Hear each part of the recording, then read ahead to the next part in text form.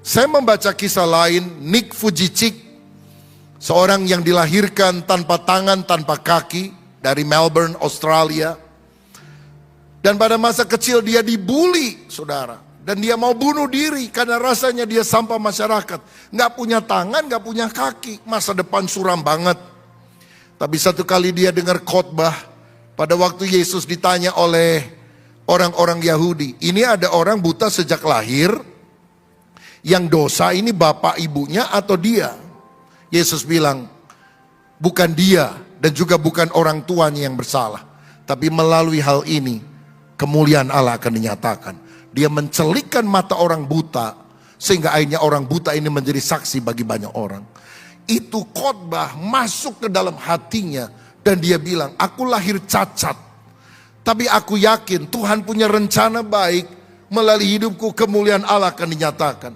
Sejak itu dia tekun di dalam pengajaran firman, dan dia melihat bukan lagi ketiadaan tangan dan kaki, tapi dia bilang, aku masih punya mulut untuk bisa berkata-kata. Aku punya mata untuk melihat. Aku punya telinga untuk mendengar. Aku tidak buta, aku tidak tuli, aku tidak bisu. Memang aku tidak punya tangan dan kaki.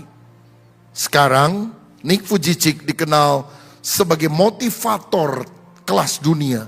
Dan dia menjadi penginjil yang keliling dunia. Puluhan negara sudah dia jelajahi. Karena dia menjadi ambassador of hope, duta pengharapan.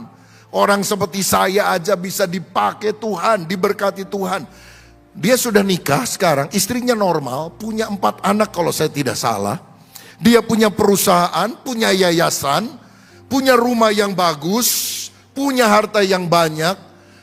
Dan kalau orang lihat dia muncul aja, gak punya tangan, gak punya kaki, kok bisa jadi orang sukses banget?